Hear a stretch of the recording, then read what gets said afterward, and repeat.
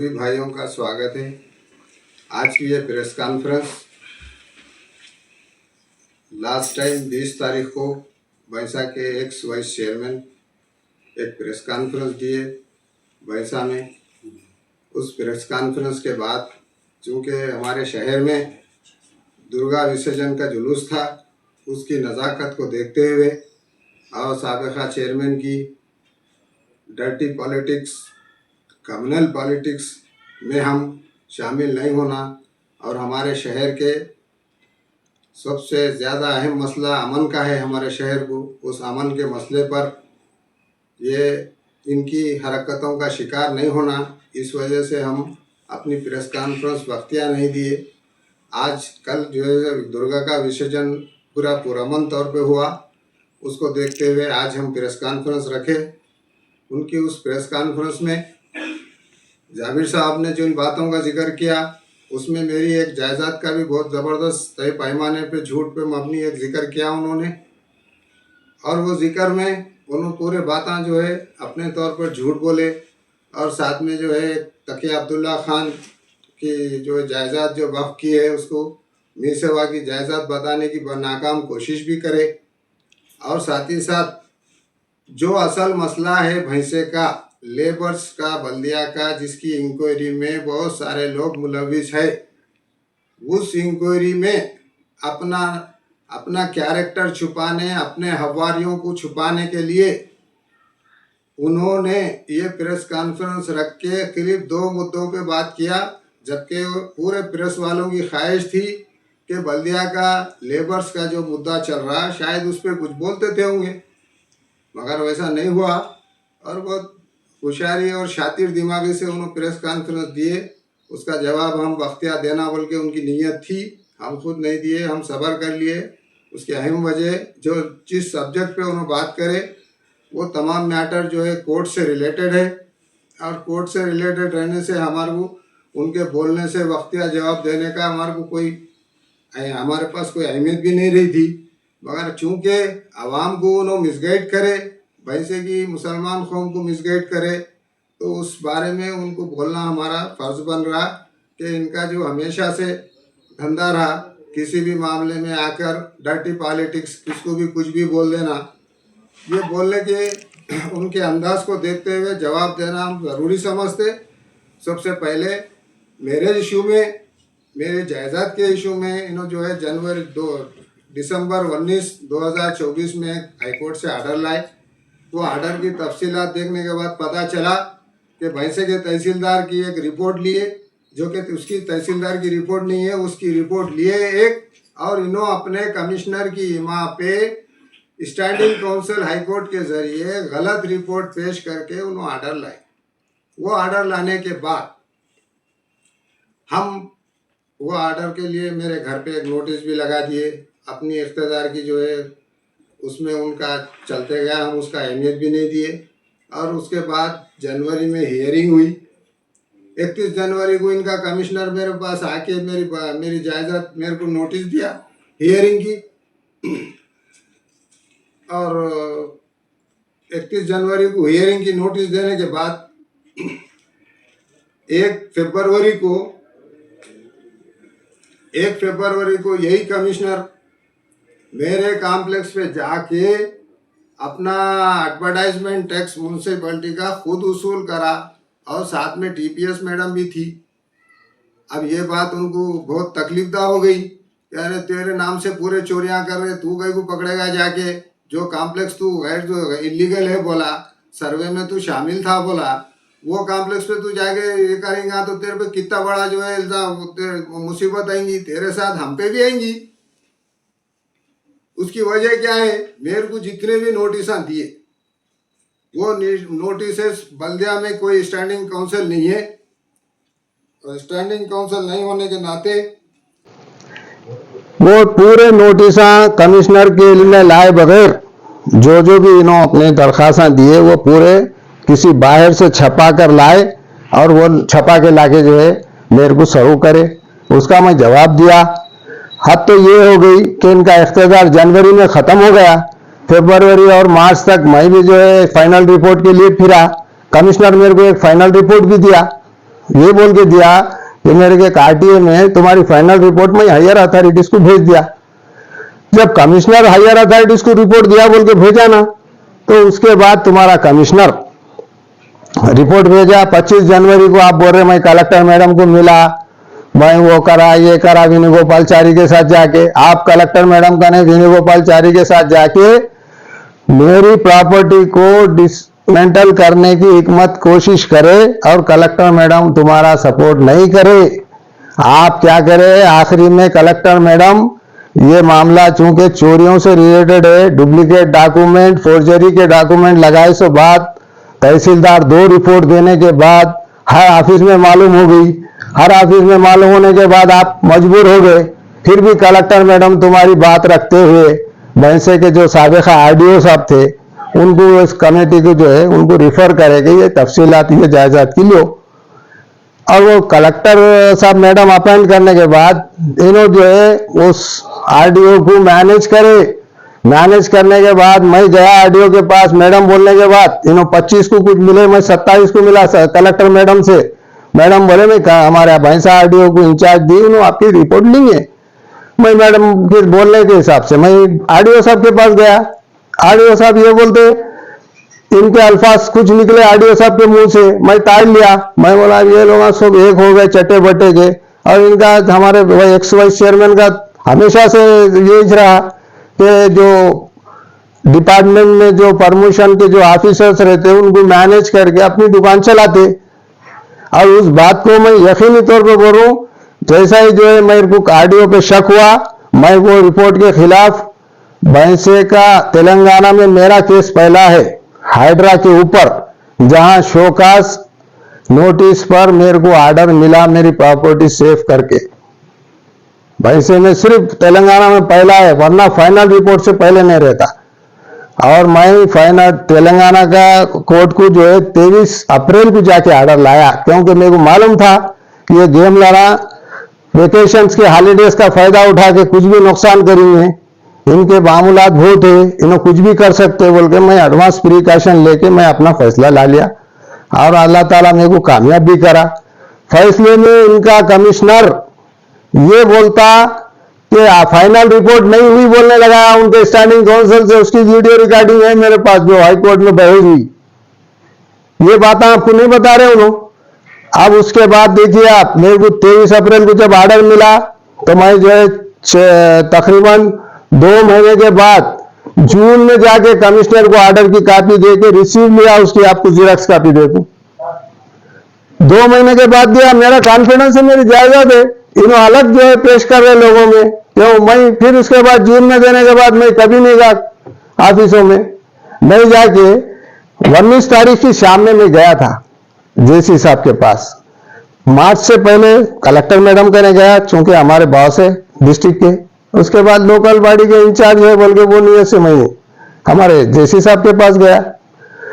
जेसी साहब फैजान अहमद साहब मेरे सामने बुलाए, कमिश्नर को बुलाए, बुला के रात में 8 बजे ये बोले कि तहसीलदार के 2 रिपोर्ट है उनके पास, तो गलत रिपोर्ट लगाया सो कहाँ है वो रिपोर्ट लाके दे, और अगर कुछ हुआ तो तेरे को मेमो दे दूं, सस्पेंड कर दूं, और अगर कुछ एक्शन हुआ तो पुलिस केस भी हुआ तेरे ऊपर। उन्होंने खामोश बैठने वाले नहीं है। ये बात जैसा वहां पे तय हुई, उस वक्त हमारे मुकामी सब कलेक्टर साहब भी थे, पहली बार उन्होंने भी सुन लिए ये सब चीजें मेरे सामने हो रहे। सो कमिश्नर और हम ठहर गए थे। अब ये बात जैसा मालूम हुई, इन्होंने दूसरे दिन प्रेस कॉन्फ्रेंस रखे, बोल रहे मैं मोटेशन को फिर रहा हूँ, वो लेटर लेके करना। अरे मोटेशन को फिर नहीं जी, बल्दिया की कोई काम की अहमियत ही नहीं है हमारे पास। मोटेशन बत्ती बना के तुम अपनी गाप में डालो, हम अब क्या करने का, हमारे टाइटल है, हमारी जायदाद है, पैसों की जायदाद है, माँ बाप लेके दिए सो जायदाद है, हमको चोरी की डाल लिए सो नहीं है जायदाद। अब दूसरा सब्जेक्ट आप क्या बोले, तकिया अब्दुल्ला। तकिया अब्दुल्ला का जो जिक्र निकाले, मी सेवा कॉम्प्लेक्स जिसको बोलते हैं आप लोग।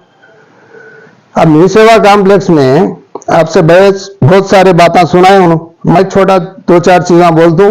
वो मी सेवा कॉम्प्लेक्स और तकिया अब्दुल्ला खान खबरस्तान को दिए से वाले, और साथ में वो मस्जिद बाजू में दिखती जो हमारा दाल रूम है उसको डोनेट करे से वाला, उनका बच्चा मेरे साथ है। महमूद साहब इधर आइए आप।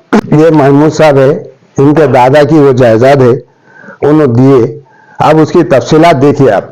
असल में लोगों को जो है गैर जरूरी नो वरगला रहे, वो जायदाद पहले इनके वालिद जब है मदरसे को दिए, तकरीबन आज से 40 साल पहले दिए। मदरसा, दारुल जामिया अरबिया और इनके दादा के नाम से मस्जिद है, वो इनके वालिद दिए। उसके बाजू की जगह उन्होंने बेचे, उस पर कॉम्प्लेक्स आए लोगों के, उसके बाजू और एक खबरस्तान को गांव के लोगों को दिए। इनका इतना ही से इनका मसला कि ये जो जाबिर साहब जो मिसगाइड कर रहे कि मैं बल्दिया की जायदाद को 400 करोड़ की कर दिया, मेरे भैंसे में पूरे हिंदुस्तान में हमारा तेलंगाना, पूरे हिंदुस्तान में पूरा हिंदुस्तान का मुसलमान वक्फ के कानून को लेकर इतना एहतजाज कर रहा, हर घर में अगर कोई मसला चल रहा तो वक्फ बोर्ड का चल रहा, और हर नौजवान रोड पे आना चाह रहा। ये पहला वाइस चेयरमैन है भैंसे का जो वक्फ बोर्ड की जायदाद, तस्दीक शुदा जायदाद को म्यूनसिपैलिटी को देने की कोशिश कर रहे। और ये कोशिश के पीछे इनका राज क्या है आप लोगों को बता दूं मैं। वो जो कॉम्प्लेक्स है उसके कुछ मलगियां, वो कॉम्प्लेक्स के कुछ मलगियां इन्हों क्या करे, बेनामी नामों से जो है लोगों के नाम पे करे, वो बेनामी लोग लाखों रुपए में बेचे।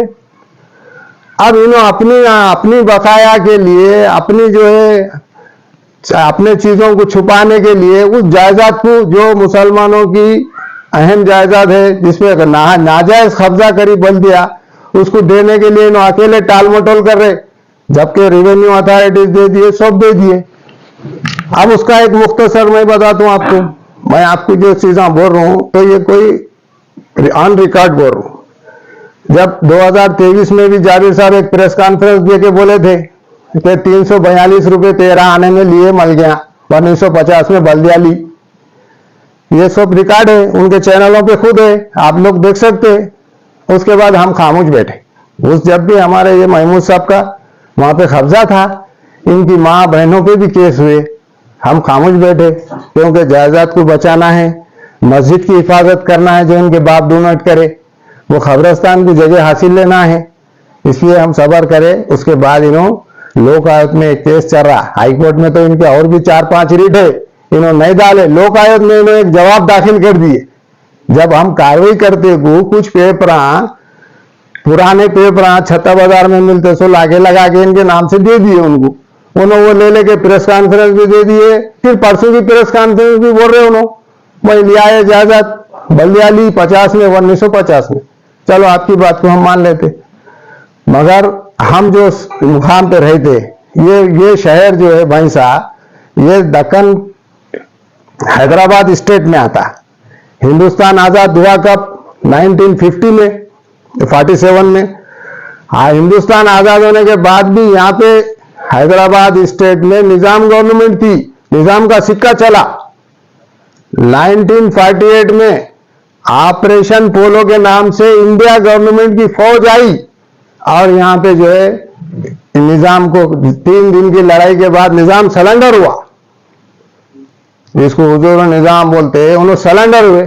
सरेंडर होने के बाद फौरी जो है सेंट्रल गवर्नमेंट, इंडियन गवर्नमेंट क्या करा, निजाम को सरेंडर होते जो लेफ्टिनेंट जनरल जो फौज के थे उनको गवर्नर बनाए, उनको पूरे इख्तियारात दिए निजाम स्टेट के। वो इख्तियारात औरंगाबाद से लेके इधर बीड़ महाराष्ट्र में भी थे और कर्नाटक गुलबर्गा वगैरह में भी आ गए। उन्होंने अपने इख्तियारात लेके क्या करे, फौरी तौर पे उस जमाने में इनाम जागीर को जो है निकाल के फेंक दिए। मुसलमान कौम रातें रात गरीब हो गई, जागीरदारों को रोड पे ला लिए, जागीर पूरी खत्म करा दिए। हजारों एकड़ जमीन जागीर की खत्म करके गवर्नमेंट के घर में आई, तो वो टाइम पे भैंसे में बैल बाजार को 342 रुपए में जमीन खरीदे बोल रहे नो। अब कौन सी बात का यकीन करना लोग? अच्छा वो जाएगा तो आप छोड़ो, वो तो होगा मसला। हिंदुस्तान में जो है हमारा आइन कब बना? 26 जनवरी 1950। वो टाइम पे निजाम प्रमुख बन गए, हुकूमत में आ गए। उसके बाद इलेक्शन ही नहीं हुआ। एक कारगुजार चीफ मिनिस्टर थे, कारगुजार चीफ मिनिस्टर थे जब कुछ भी नहीं चलता, लेन देन अपना मामला बंटवारे नहीं हुए थे, अपनी रियासत की तकसीम नहीं हुई थी। 52 में पहली बार स्टेट का इलेक्शन हुआ चीफ मिनिस्टर का, और जिसको नॉमिनेट चीफ मिनिस्टर बनाए थे उन्होंने 52 में उन्होंने जीते, क्योंकि लोगों में शऊर नहीं था इलेक्शन का। 52 में उन्होंने जीते। 52 में जीतने के बाद 56 में जो है हमारी रियासत जो हैदराबाद स्टेट था उसको इंडिया गवर्नमेंट क्या करी, 3 हिस्सों में तकसीम कर दी। कुछ हिस्सा कर्नाटक को दिए, कुछ महाराष्ट्र को दिए, बाकी का आंध्रा में रखे, तेलंगाना में रखे, आंध्रा में रखे उस जमाने में, और कुछ हिस्सा जो है ये 3 हिस्से तकसीम होने के बाद 56 में पूरा स्टेट्स बने गए। माइसे की म्यूनसिपालिटी का कहीं भी जिक्र नहीं है, 50 में है ना 52 में म्यूनसिपालिटी थी बोल के। अब इनको तकलीफ क्या थी? इनको तकलीफ ये नहीं थी। हम थोड़ा सा काम क्या करें, एक आरटीए का मैं फाइल बताता हूं आपको। ये आरटीए पे आप देखो, ये 10 तारीख का आरटीए मेरा, उन्होंने 20 को प्रेस कॉन्फ्रेंस दे रहे। ये 10 तारीख का आरटीए है मेरा। मैं आरटीए में पूछा बल्दिया कब बने गई, नया पहला चेयरमैन कौन था, बल्दिया में पहला इलेक्शन कब हुआ, कमिश्नर कौन था, ये पूछे हूं। ये पूछे तो आप जो है घबरा गए, घबरा जाके असल मुद्दे छोड़ देंगे, अनाप शनाप बोल के गांव का माहौल खराब करने की कोशिश करे। हम अक्लमंदी से बोले कि 10-15 दिन रुकेंगे, क्योंकि जो भी पेपर से जो भी एविडेंस है वो आगे ना पीछे दे सकते ना, सिर्फ गांव के अमन के लिए हमको लेट देना पड़ा।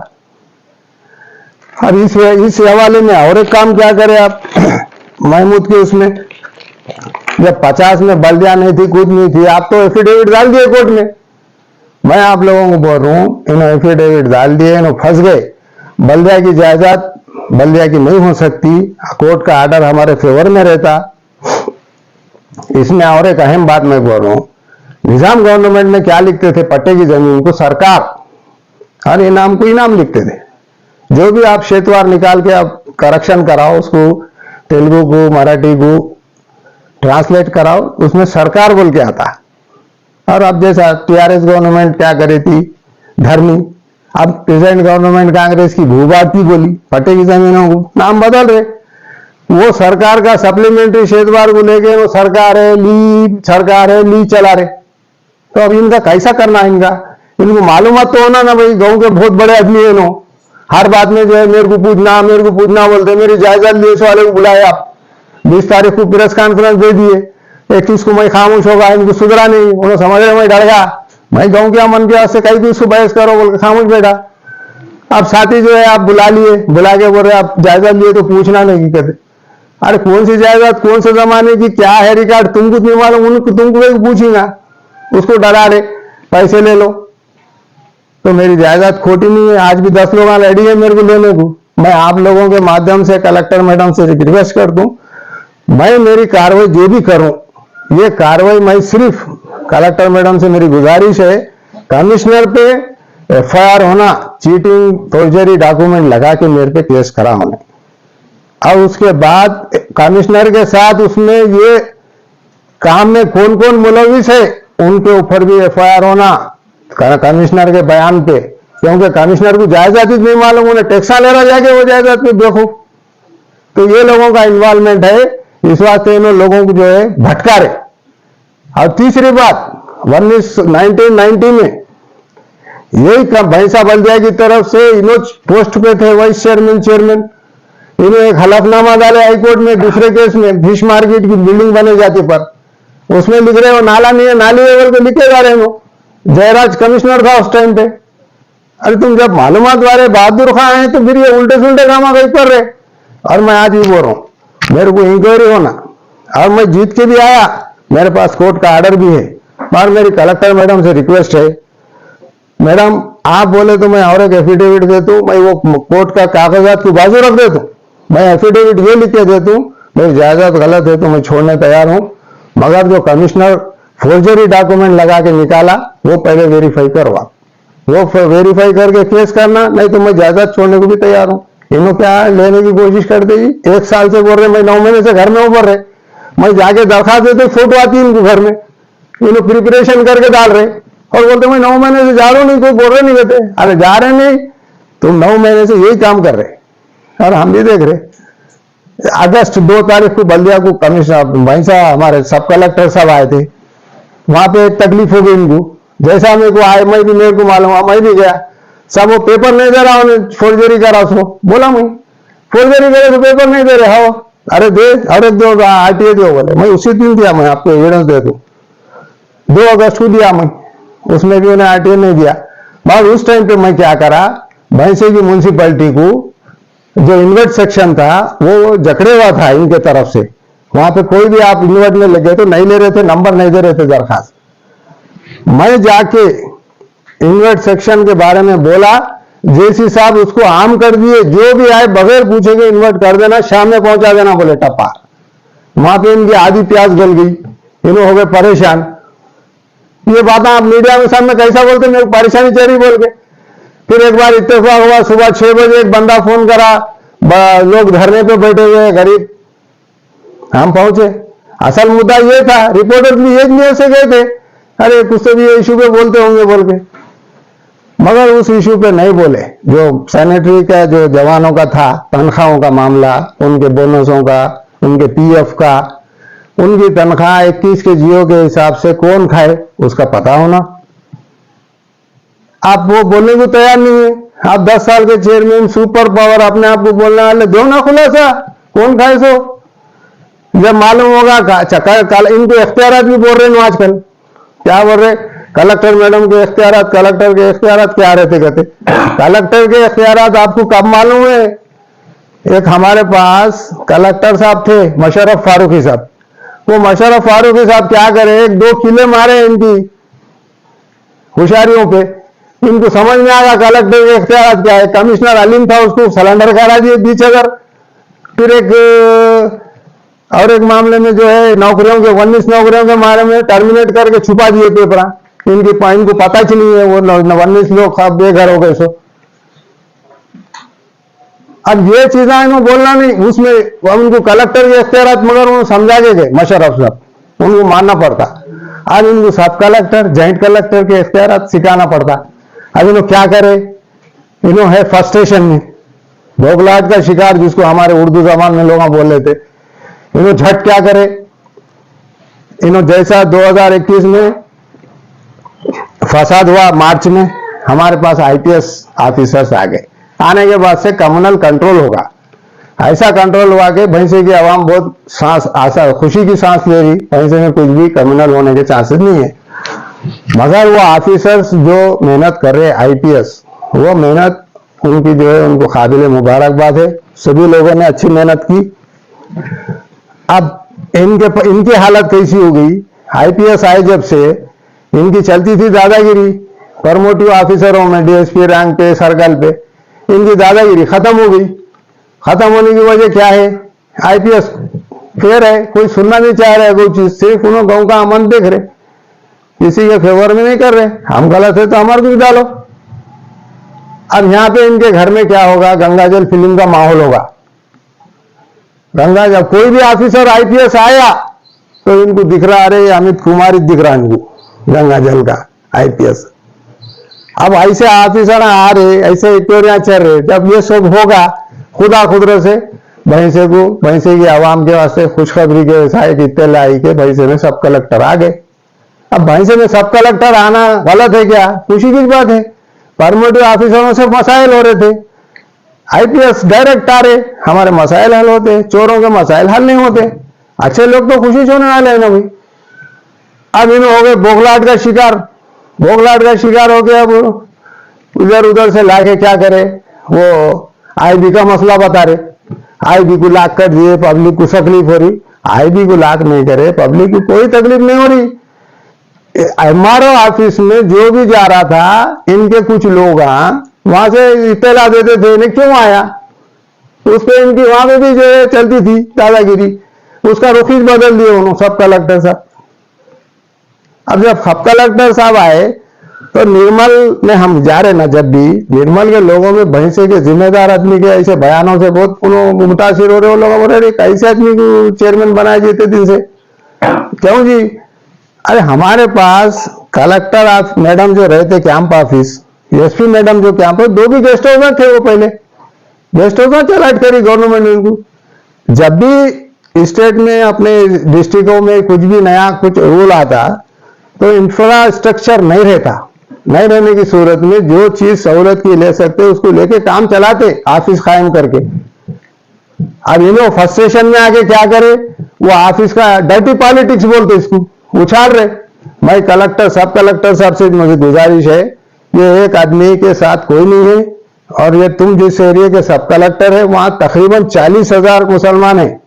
ये एक आदमी के तरफ से आप जो है हमारे 40,000 मुसलमानों को वैसा ही मत समझो। इनकी राय से कोई मुतफिक नहीं है, इनके हल्के बातों से। इन्हों कम्युनल पॉलिटिक्स रोड पे खेले तो आईपीएस आगे उठाएंगे बोल के इन्हों ये कम्युनल गेम खेले, इन्हों आईपीएस आने की देर है, आइए सब। तो ये चीजों को हम उजागर कर सकते थे, दूसरे दिन दे सकता था, मैं जितना आप बोल रहा हूं जरूर बोल सकता था, मगर मैं हमारे गांव के अमन शांति के वास्ते रुक के बोल रहा हूं। अब तीसरी बात, महमूद होगा, जरा बैठो उधर। अब न्यू सेवा कॉम्प्लेक्स के मलिया जो इन्हों बेचे सो है, कुछ लोगों से मालूम हो रहा कि जो है नए नाम आ गए वहां पे। वो मैं फैजान साहब से, कलेक्टर मैडम से गुजारिश कर दूं कि वो नए नाम कौन से है उनका निकालना, पुराना क्यों विड्रॉ हुआ, नए नाम आए तो रीटेंडर क्यों नहीं हुआ। भाई जायदाद वक्फ की है या न्यू सेवा जो है बल्दिया की है, उसका फैसला हो दो अदालत में, मगर जो बेचे से जायदाद कुछ नामों पे हुए कुछ नहीं हुए बोल के चल रहा, वो निकलना। तुम हमारी जायदाद को नाम रख रहे, मैं दूसरे भी और बहुत जायदाद हैं, अभी नहीं बोल दूं, जब टाइम आएंगे जब बोल दूं। और सबसे अहम बात, अब भैंसे के माहौल को मेरे कलेक्टर मैडम से गुजारिश है, भैंसे में अमन रखना है तो भैंसे को आप, भैंसे के बल्दिया के जितने भी करप्शन के इश्यूज है, भैंसे की बल्दिया के जितने भी करप्शन के इश्यूज है, वो इश्यूज को उठाइए आप। वो इश्यूज से भैंसे में अमन कायम हो सकता, नहीं तो भैंसे के करप्शन में जो लोग मुलविस है, इनकी हदा पार करने की इंतहा है, इन्हें कुछ भी करके भैंसे के अमन को खराब कर देते। मेरा और एक है चौथा मुद्दा, हमारे राधेश्याम भाई इधर आओ। ये मेरे दोस्त राधेश्याम, इन्हों भैंसे के बड़े काश्तकार, सुधा बाबू प्रोजेक्ट में इनकी जो है सबसे ज्यादा जमीन इनकी गई भैंसे में। वो जायदाद के बाद उन्होंने कुछ खेती लेके करे, अब उनसे नहीं हो रहा, बच्चे उनके आईटी पढ़ लिए, तो इन्हों क्या करे मेरे दोस्त, वो जायदाद को बेच के खेतों को कॉम्प्लेक्स बनाने प्लाटा लिए रोडों पे, एकदम क्लियर टाइटल। अब इनके परमिशन का इशू आया, इनको परमिशन दिए पहले, बाद में दूसरा कमिश्नर एक आके बोलता तुम्हारे परमिशन नहीं है, बोलता उन्होंने एसीबी से ट्रैप कराया उसको, वेंकटेश्वर लोग को, इन्हों छे वो राधेश्याम भैया कराने वाले। और आज बोलू मैं, ये राधेश्याम भैया बोलेंगे कितने लाख रुपए लेके परमिशन दिए। ये तो एक केस है कलेक्टर मैडम, मैं बता रहा हूं आप लोगों को, ऐसे 40 आदमी है मेरे पास आके बोलने वाले, 40 आदमी को लाके बयान करा दूं, पहले इंक्वायरी करो, एफआईआर होना। एक भैंसे का एक आम नागरिक, एक काश्तकार, एक एम्प्लॉई परमिशन लेके पैसे दे रहा, तो किसको पैसे दे रहे, गवर्नमेंट फीस कम, इनके पैसे ज्यादा। कितने पैसे दिए राधेश्याम भैया? 4 लाख रुपए दिया सब। 4 लाख रुपए दिए उन्होंने कॉम्प्लेक्स। वो तो अपने इसकी फीस तो अलग है, अपने ऑफिस फीस अलग है, बाकी के जो अलग देना पड़ा 4 लाख रुपए देके, 4 लाख रुपए दिए तो बाद में परमिशन दिए। वो 4 लाख देने के बाद भी उसको सताए तो एक ऑफिसर टैब हुआ, कमिश्नर, उसकी लाइफ खत्म हो गई। अफसोस ही है हमारे, मगर वो किसके तरफ से हो रही, पैसे कौन ले रहे, उनके तरफ से हो रही, वो भी मामले होना। आज भैंसे में जितना भी करप्शन है, सिर्फ बल्दिया में कोई ऑफिस में नहीं है करप्शन। 4 लाख कौन से प्रॉपर्टी पे लिए, जिसमें परमिशन के वास्ते 4 लाख रुपए देके, फिर गवर्नमेंट फीस अलग बंद देके घर के 4 लाख रुपए किसको दिए? आज उनके आदमी भेजा टाइम पे बोलते नहीं, वो टाइम पे बोलेंगे, ऑफिसर बुलाए तो बोलना है। वो जो ऑफिस जो कमिश्नर टैब हुआ ना लास्ट टाइम निर्मा रोड पे प्रॉपर्टी, वो प्रॉपर्टी के वास्ते दिए। अभी और बहुत सारे पन्ने हम आप लोगों को बाद में खोलेंगे। ऑफिसर अगर मदद करेंगे, इंक्वायरी करना चाह रहे होंगे तो बिल्कुल हमारे राधेश्याम को लेके मैं आता हूँ। ऐसे 30-40 केस है मेरे पास, जो लोग तंग हो गए थे पैसे देके। ये सब चीजों को हटाने के वास्ते इनको आईपीएस अच्छे नहीं दिख रहे, इनको जो है वो स्पेशल ऑफिसर अच्छा नहीं दिख रहा। मेरे केस में स्पेशल ऑफिसर जो है मैं कभी नहीं गया साहब, भाई अगस्त 2 अगस्त तक भी आप अच्छा दिखा आपको भाई साहब फैजान अहमद। अबे परसों जाके मेरे फेवर में बात हुई तो आप बोल रहे मैं लिया दिया, मैं कहना है क्या देने को। मैं आपसे और एक भी गुजारिश करता हूँ, मेरे केस में जो रिट नंबर है उसमें वकील का मेरे नाम है, वो नाम कोड मारो आप, उसके बेचारे के केसों में सिर्फ 3 केस है प्रोफाइल में। इनके जो वकील आए बड़े बड़े 200 केस है इनके पास एक साल में। ये 8वां 9वां महीना है ना, 10वां महीना है, 200 से ज्यादा केस आए। मेरा एक साल की हिस्ट्री रही थी, 1 साल की हिस्ट्री में 3 केस है। मैं गरीब आदमी को देखे ऊपर वाले के भरोसे में सब कर ले रहा हूं, इनको देखा नहीं जा रहा।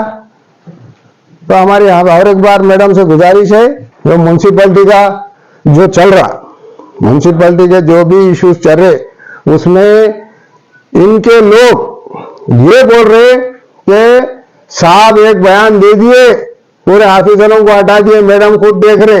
ये अफवाह फैला के पूरे जो है जो लोग करप्शन के खिलाफ लड़ रहे हैं उनको मायूस करने की कोशिश हो रही। हमारी गुजारिश है इस पे और ज्यादा इंक्वायरी होना। रेती घरों में 6-6 महीने कौन जाने, उनके भी नाम आए हमारे पास, पूरी तहकीकात होना। और साथ में मेरे मीडिया के भाइयों से मैं जो है 2 मिनट रिक्वेस्ट करूंगा, मेरा और एक सब्जेक्ट है जिसके लिए आपको बाहर आना पड़ता, मैं बाहर चल के बोलूंगा, कैमरों के ताल्लुक से बोल दूं। हाँ, बोल दो। मेरे घर के पास ये भैंसे की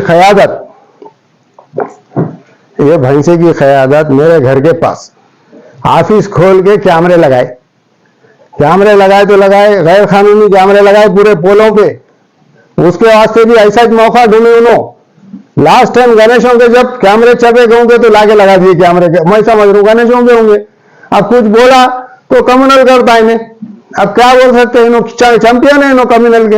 हम खामोश बैठ गए। उन्होंने कैमरे लगाने के बाद कोई रुका नहीं काम, पूरे तहकीकात पूरा पानी नहीं कर रहा इनका।